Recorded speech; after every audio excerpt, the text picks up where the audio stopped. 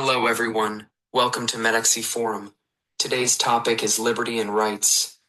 I will explore two distinct concepts of liberty and two distinct concepts of rights. First, from my point of view, I explicitly define the two concepts of liberty as negative liberty and positive liberty, and the two concepts of rights as passive rights and active rights. The interchangeable use of negative, positive, and passive active in discussions of liberty and rights has caused significant confusion in contemporary social sciences. Therefore, at the outset, I need to establish a clear and unambiguous position. The terms negative and positive will be used exclusively to describe liberty. The terms passive and active will be used exclusively to describe rights. Given the complexity of the discussion on liberty and rights, a structured approach is necessary. Thus, I will first examine the concept of liberty independently, then analyze the concept of rights, and finally attempt to synthesize the two into a coherent framework. This is the table of contents of today's lecture. You can clearly understand the structure of the lecture through it. The entire lecture is divided into three parts. Part 1. Discussion on the word liberty, including two chapters. Chapter 1. Liberty, a special revelation from God. Chapter 2. Liberty can only be defined from a negative perspective. Part 2. Discussion on the term rights, including two chapters. Chapter 1. The medieval principle of duties first, rights follow. Chapter 2. Rights take precedence over the good. Part 3. The modern concept of human rights based on absolute and unrestrained liberty. Alright, did you get a clear image of the structure of today's lecture? Let's get started the lecture formally from the first part. Part 1. Discussion on the word liberty. Chapter 1. Liberty, a special revelation from God. In the Bible, in the book of Exodus, God instructed Moses to lead the Israelites out of the land of Egypt, where they had been enslaved. The descendants of Jacob had previously endured 400 years of slavery under the Egyptian Pharaoh, which was external slavery. After Moses led the Jews through the Red Sea to the wilderness of the Near East, the Jews quickly turned away from God and crafted idols for themselves. This represents the bondage of sin, where people become slaves to sin, internal slavery. Every person has original sin and actual sin, and sin is omnipresent. It is an inevitability in human nature. The normal state of sin also means that slavery is the normal state. From the perspective of slavery on two levels, totalitarianism leading to external slavery and the bondage of sin causing internal slavery, slavery is, in fact, a normal state of human existence. Only those who have a clear experience of slavery can truly understand the opposite of slavery, which is the concept of liberty. According to the Bible, God's special revelation tells us that liberty and slavery are paired concepts. In other words, you must experience the state of being enslaved before you can realize the concept of liberty. From a natural human standpoint, slavery is unconditional, while avoiding slavery requires many conditions. Contrary to common intuition, slavery is a relatively universal phenomenon, a base and stable state that is against human nature, though not necessarily inconsistent with human nature. In comparison, overcoming slavery, that is, moving towards liberty, requires special effort. Its occurrence requires a certain momentum, and its maintenance still requires special effort. In the language of physics, slavery is the ground state of an electron, while liberty is its excited state. Additionally, a person suffering from external slavery might also face the crisis of developing Stockholm Syndrome. Don't be overly confident that you're immune to Stockholm Syndrome. In fact, without a firm foundation in Christian faith, anyone could become a Stockholm Syndrome patient and fall into the role of an accomplice to the abuser. Your vitality is not as strong as you imagine. To escape external slavery, one must battle totalitarianism. To escape internal slavery, one needs a healthy soul order. And the realization of a healthy soul order requires inviting the Lord Jesus to be the Lord of each person's life, because the Lord Jesus is the truth, and the truth sets us free. The Spirit of the Lord is upon me, because he has anointed me to preach the gospel to the poor. He has sent me to proclaim liberty for the prisoners and recovery of sight for the blind, to set the oppressed free. Luke 4:18. What is truth? Truth sets us free. What is the opposite of truth? The opposite of truth makes us experience the opposite of liberty. What is the opposite of liberty? The opposite of liberty is slavery. Vogelen pointed out, the awareness of living in non-truth is the most profound motivation for people to pursue truth. If we clearly recognize that humanity lives in non-truth, we are actually recognizing that we are living in slavery, and realizing that we are living in slavery motivates us to pursue truth. You will know the truth, and the truth will set you free. John 8:32, truth releases us from slavery, and because of truth we are free. And liberty is a miracle. Ontology-based epistemology tells us, the order of knowledge emergence begins with transcendental revelation, entering the world of experience through a priori givens. Transcendental refers to the concept that God exists beyond human experience, and it is something that human reason cannot fully grasp and understand. It exists outside of experience and cannot be applied to experience. It belongs to rational ideas, not to the category of knowledge. A priori refers to things that are logically prior to experience. They are not knowledge gained after birth, but rather the conditions that make experience possible. They precede experience and are applied to experience from a higher position. Experience tells us what something is like, but does not tell us that it could not be otherwise. Although all our knowledge begins with experience, it does not necessarily originate from experience. All human knowledge lies within the realm of experience. When we contemplate knowledge from experience, we must learn to constantly ask deeper questions until we are capable of questioning the a priori and transcendental levels. Then, in the face of transcendental revelation, we choose to believe and remain silent. Truth ascends, knowledge descends. Without transcendental, there is no a priori. Without a priori, there is no experience. Through the special revelation given to us by God in the Bible, we know that only God is good. Therefore, concepts such as goodness or righteousness has clear transcendental characteristic. Human limited reason can only approach an understanding of these concepts, but cannot fully grasp or understand them. God tells us through the story of the tree of the knowledge of good and evil in the Garden of Eden, that the discernment of good and evil is a fundamental issue for human society. Because humans are not animals, and among all of God's created beings, humans alone are made in his image. God wants humans to live out their humanity, and the manifestation of humanity is to pursue good and avoid evil. But human limited reason determines that we cannot truly grasp the discernment of good and evil. Humans are social beings who must live in community. They cannot survive alone.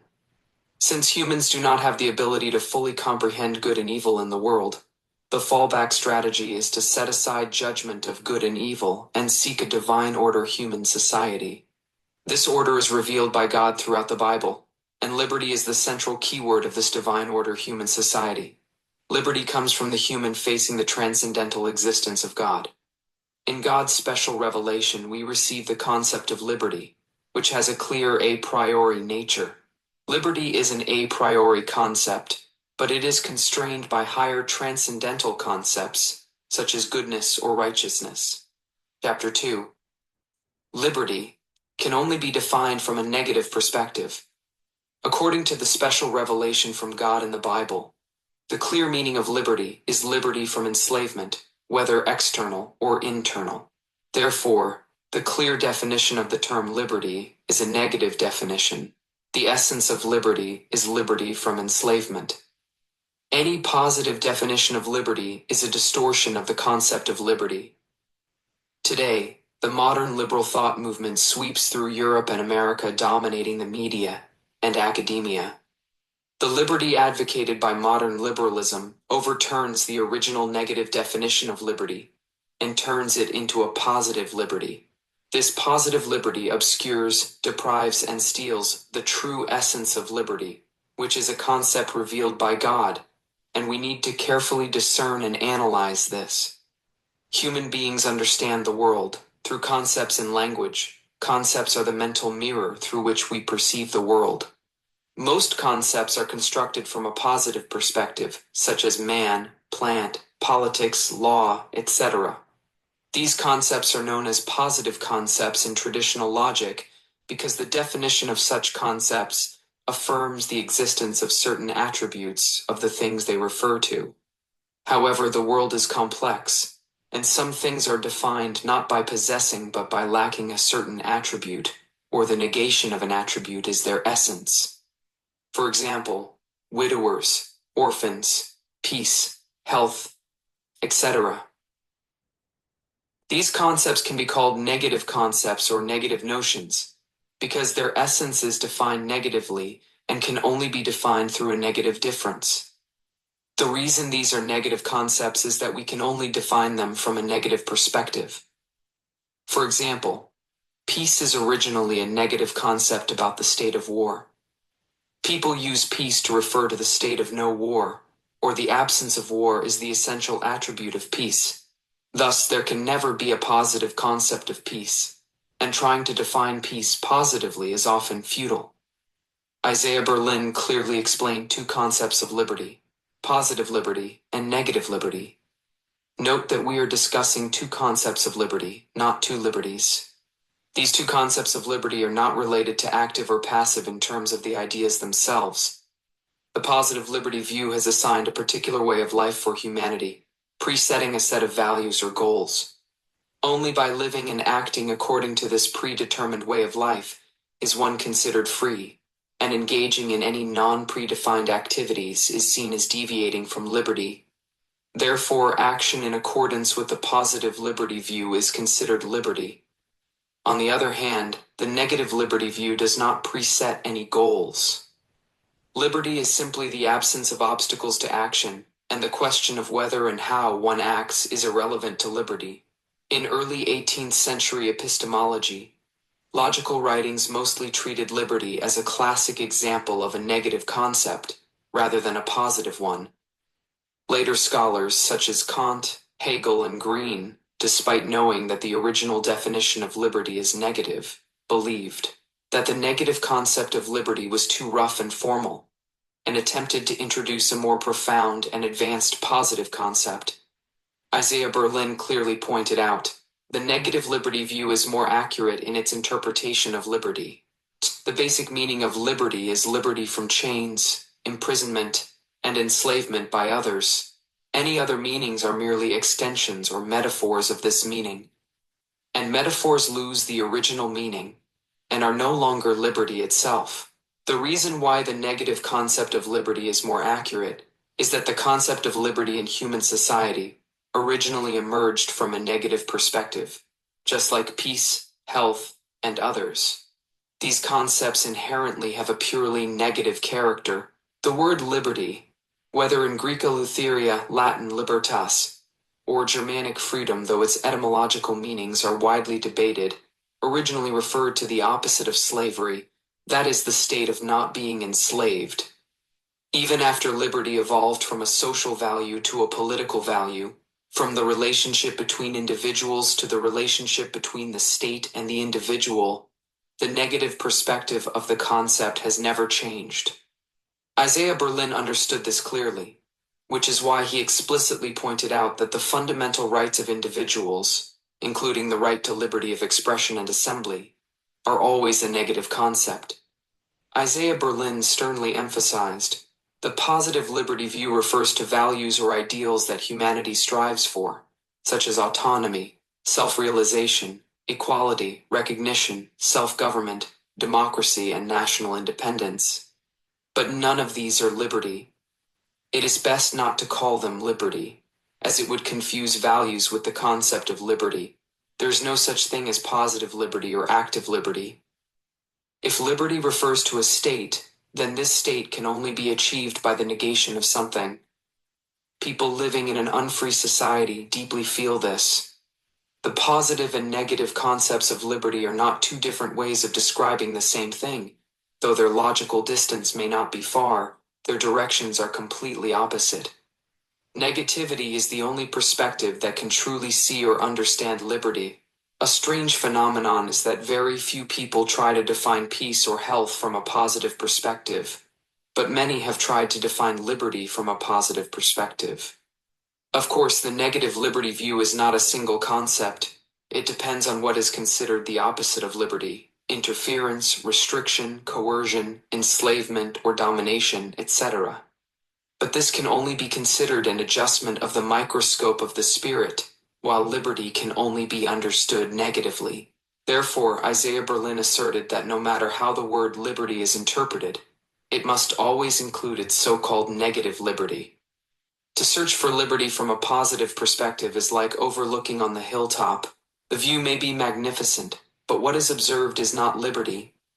Liberty is not elsewhere, it is right beside you and me. In Western thought, liberty has never meant doing whatever one wants. In a communal society, the liberty to do whatever one wants is absolutely impossible. If it were to appear, it would lead to the disintegration of the community. Liberty has a basic social meaning. Liberty from enslavement. In other words, a person's most basic rights, your beliefs, your speech, your property, your will, should not be deprived or infringed upon. This is the most fundamental concept of liberty. Alright, these are contents of first part of the lecture. Let's enter into second part, part 2. Discussion on the term rights. Chapter 1. The medieval principle of duties first, rights follow. The laws of the Old Testament, as divine law, played an extremely important role in the earthly realm by revealing the order of human society. Church Father Augustine divided human law into eternal law and worldly law. Eternal law refers to the divine laws revealed to humanity through the Bible, specifically the legal books of the Pentateuch in the Old Testament, which serve as a transcendent legal revelation for mankind, with the Ten Commandments at its core. Worldly law, on the other hand, refers to the rules by which human society operates. Today, as God's people on this land, we recognize that the foundation of the Ten Commandments is grace. The further a community strays from the Ten Commandments, the further it moves from liberty. The further a society moves from grace, the further it drifts from morality. The 8th commandment, you shall not steal, and the 10th commandment, you shall not covet your neighbor's house. You shall not covet your neighbor's wife, or his male or female servant, his ox or donkey, or anything that belongs to your neighbor. Establish the sacred inviolability of private property, which serves as the initial driving force of human civilization. The right to private property implies 3 things. A. Without property rights, there is no liberty. B. The necessity of defending the market economy and opposing all forms of non-market economies. C. Rejection of the welfare state. The 4th commandment, remember the Sabbath day by keeping it holy, and the 5th commandment, honor your father and your mother prescribed duties, while the remaining 8 commandments, mostly expressed in prohibitive terms, also emphasize obligations. This provides us with a profound revelation. The legal order revealed by God follows the principle of duties first, rights follow. The last 6 commandments specifically outline how people should interact within a community. Your rights imply the obligations of others. As long as everyone fulfills their obligations, everyone's rights are naturally safeguarded. The prerequisite for constructing human societal order is duties first, rights follow. During the Middle Ages, the pinnacle of Christian civilization, there was no concept of rights in the language of the time. We must clearly recognize that rights and duties are coupled concepts. Any right claimed by one person must correspond to an obligation on the part of another. The medieval principle of duties first did not deny rights. Rather, it simply affirmed that duties come first, rights follow, preserving the coupled relationship between the two. However, the The modern Declaration of Human Rights broke this coupling, emphasizing various active rights that, in reality, lack corresponding obligations from others. For example, the American Declaration of Independence proclaims a right to the pursuit of happiness, yet no corresponding obligation on others can be identified. In contrast, the rights to life, liberty, and, though omitted, the right to property, which should replace the pursuit of happiness, all have corresponding obligations from others. Almost all active rights in modern society, like the right to the pursuit of happiness, lack corresponding obligations, leading to the rampant proliferation of such rights. Another example is welfare state policies, which are based on an absurd active right, the right to be free from want.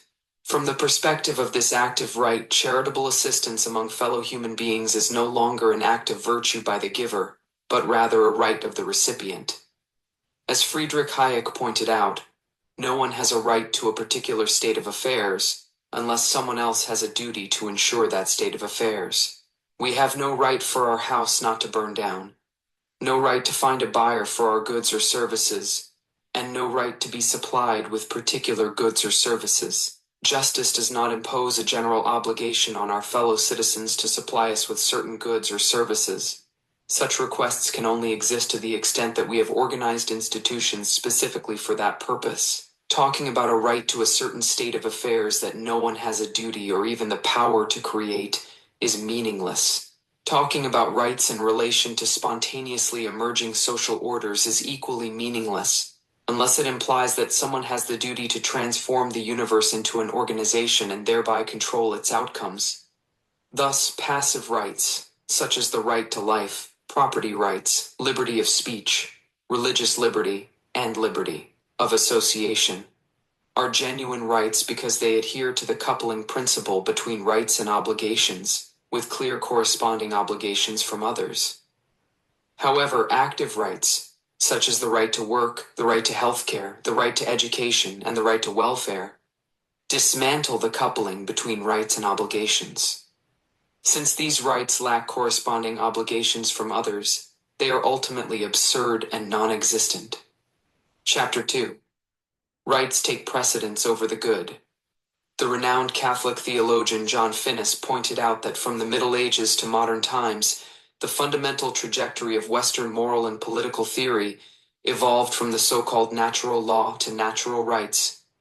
As the term natural depreciated in meaning, natural rights eventually transformed into human rights as understood today. Church Fathers Augustine and Thomas Aquinas both emphasized that the foundation of natural law lies in divine law. Once Christian faith was abandoned by modern secular society, the foundation of natural law ceased to exist. After Thomas Aquinas, the so-called natural law expounded by later thinkers was no longer the natural law in Aquinas' original sense. Notably, John Locke distorted the concept of natural law by introducing the idea of a state of nature, an imagined, untainted, and idyllic prehistorical condition of noble savages. In the framework of natural law, there was no concept of rights, only duties. However, Locke's theory of the state of nature introduced the notion of rights, leading to the development of natural rights and eventually human rights, culminating in the doctrine of inalienable human rights. This transformation from natural law to natural rights and finally to human rights marked the West's descent into nihilism. The assertion that rights take precedence over the good effectively denies the existence of any true good, rejecting the concept of natural right inherent in natural law. In the mid-20th century, Leo Strauss and his students at the University of Chicago began re-examining how human society shifted from the classical political philosophy of ancient Greece and the existential revelation of ancient Hebrew thought, both of which prioritized the goodness before rights, to the modern Western doctrine, initiated by Hobbes, which posits that rights precede the goodness. Their critique of Hobbes's theory of natural rights extended to the liberal philosophy of John Rawls at Princeton University, who argued for the priority of rights over the good. In essence, This was a critique of contemporary rights-based liberalism. After rejecting natural right, 20th century liberals argued that since humans cannot attain true knowledge of what is absolutely good or absolutely right, they must tolerate all opinions on what is good or right.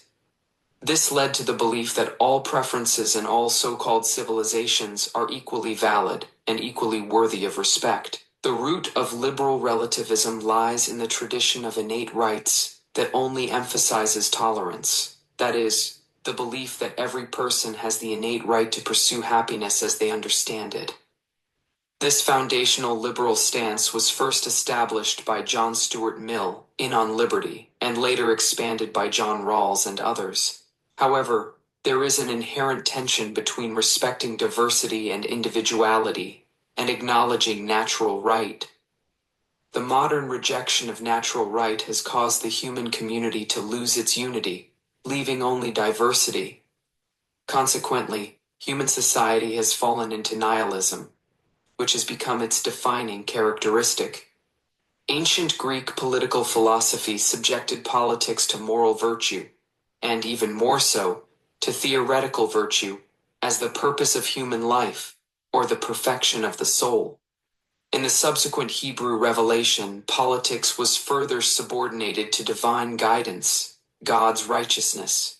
However, beginning with Machiavelli, modern political philosophy inverted this hierarchy by subordinating virtue to politics, reducing it to a mere political tool. Philosophy, once the pursuit of truth, was transformed into a means of serving human practical needs. This shift, along with the rejection of divine revelation, significantly diminished human potential. Indeed, it reduced the very possibility of being truly human. In this sense, the true guardian of humanism and human dignity is Christian faith, for only under the light of divine revelation can humanity truly discover its own nature. Strauss emphasized Machiavelli as the father of modernity, because Machiavelli was the first to overturn the Christian order established since Augustine. He fundamentally reversed Augustine's hierarchy by prioritizing the good citizen over the good Christian, that is, by placing love for one's city above love for one's soul. Machiavelli's core agenda was to make the issue of being a good citizen the absolute priority, reducing the issue of being a good Christian or a good person to a matter of private concern. Machiavelli sought to establish public standards for good citizenship, which required relegating all religious and ethical standards of goodness to the private sphere. From this perspective, John Rawls's doctrine of the priority of rights over the good was merely a more systematic extension of Machiavelli's fundamental premise, that the question of good citizenship is the highest concern. The paradox of liberalism is that while it claims to pursue the highest good or the highest morality, by treating all moral claims equally, it actually asserts that the highest morality is to refrain from judging which moral claim is superior. In doing so, it seeks to eliminate all moral disputes. Liberalism professes to respect all religions, all races, all genders, and all historical and cultural traditions equally. However, in practice, this approach renders all religions, races, genders, and traditions meaningless, trivial, and dispensable. They are relegated to the private sphere, stripped of public significance. As a result, humanity's understanding of the good has drifted toward relativism and nihilism. Alright, these are contents of the second part. Now we come to the third and final part. Part 3. The modern concept of human rights based on absolute and unrestrained liberty. Certainly, the contemporary liberal notion of rights before the goodness does not mean that liberalism completely disregards the concept of the goodness. Rather, it asserts that the human world exhibits a plurality of values, in which different conceptions of the goodness are in conflict and fundamentally irreconcilable. Therefore, liberalism claims to have discovered or constructed a set of rights that do not originate from any particular conception of the goodness, yet can treat all conflicting notions of the goodness equally. However, this immediately raises a critical question. On what basis does this concept of human rights, which does not rest on any notion of the goodness, itself stand? Before Kant, Answers to this question generally invoked various forms of natural law. However, Kant's philosophy completely overturned the notion of natural law, reducing it to a realm of external necessity that merely governs human emotions and desires, while affirming that it can never dictate the free will of human beings. Consequently, Kant, and in turn contemporary liberalism, claims that the ultimate foundation of rights lies in liberty. Thus, legal justice regarding human rights, that is all kinds of active rights, cannot be grounded in any concept of the goodness or the happy life, but must be derived solely from this idea of liberty. Yet this liberty, the cornerstone of the modern concept of human rights, elevated to an absolute and unrestricted status, is, upon closer examination, highly problematic. This so-called liberty is not positive liberty, but is instead defined in negative terms, and its meaning is extended beyond its proper boundaries. If described negatively, this liberty means that the subject has the ability to escape from the dominance of any particular conception of the goodness. That is, the mark of a free individual is first and foremost that they are not governed by the notion of the goodness espoused by any particular religious or ethnic group. In this sense, a person is considered free. Here we see that liberty, as an a priori concept, begins to transgress its original source, the transcendent goodness of God. The boundaries that once defined this concept are now breached. Originally, liberty as an a priori concept meant liberation from enslavement. However, if its meaning evolves into liberation from the constraints of the goodness itself, then an a priori concept is now usurping a transcendent one. Liberty seeks to sever itself from its transcendent foundation and establish itself as self-grounded and self-sufficient. So, what does this thoroughly free individual, who belongs to no religion, race, history, or culture, do next? Kant's philosophy contains two major legislative principles. The understanding legislates for nature, while reason legislates for itself. Kant argues that a free person will legislate for themselves, asserting that those who possess the choice of liberty will necessarily choose a state governed by law rather than lawlessness. Furthermore, this law will ultimately conform to his so-called moral law, which dictates that humans must be treated as ends, not means. Similarly, John Rawls claims that this free person, who has stripped away all historical, religious, ethnic, and even gender-related contingencies through his so-called veil of ignorance, will necessarily choose what he calls the two principles of justice, the principle of equal liberty, and the combination of fair equality of opportunity with the difference principle. But why should this be the case? In the 19th century, the Cambridge scholar Henry Sidgwick, author of The Methods of Ethics, pointed out that Kant failed to realize that he was using the term liberty in two different senses. The first sense of liberty refers to the subject's independence from the control of desires, also defined negatively. The second refers to free will, meaning the ability to choose between good and evil. From the first sense of liberty, it is impossible to deduce that such free individuals actually exist in the world. In the second sense, Kant's claim that people necessarily choose good rather than evil is untenable. Rawls acknowledges Sidgwick's critique, calling it decisive against Kant. However, Rawls himself claims that his concept of the original position resolves Kant's supposed shortcomings. Yet, it is difficult to see in what way Rawls has improved upon Kant. He argues that participants in the original position possess absolute liberty to choose whatever they wish, but that they would naturally choose to be equal members of society. This assertion is both strained and weak. Why should an absolutely free individual necessarily choose a legal order over lawlessness? Why should such a radically free person necessarily treat others as ends rather than means? Why should a free individual, rendered so ignorant by the veil of ignorance that they do not even know whether they are male or female, necessarily choose principles of righteousness rather than deliberately act unjustly? The 20th century French scholar Michel Foucault took Kant's first meaning of liberty and radicalized and absolutized it, while simultaneously rejecting Kant's second meaning of liberty entirely. In Foucault's view, Those who possess liberty of choice do not choose rights but power. They do not choose justice but domination. Any claim to universal legislation is merely a disguise for oppression and injustice. Therefore, the only genuine liberty is the total adherence to the first meaning of liberty, a complete independence from any affirmative law that embodies the goodness or righteousness, because all such laws inevitably lead to the oppression of liberty. Foucault criticizes Kant for advocating enlightenment, critique, and liberty, while simultaneously attempting to delineate a proper scope for the use of reason, defining which areas are legitimate and which are illegitimate, fearing transgression. However, for Foucault, the essence of modern critique is precisely to transgress at all costs. Compared to Kant, the liberty of 20th century liberal intellectuals like Foucault is even more radical, more absolute, and more anarchic. For Kant, the central issue was how liberty could limit itself through self-legislation, liberty as self-discipline. In contrast, Foucault and his followers discarded this requirement entirely, emphasizing only liberty as absolute negation, a negation of all premises.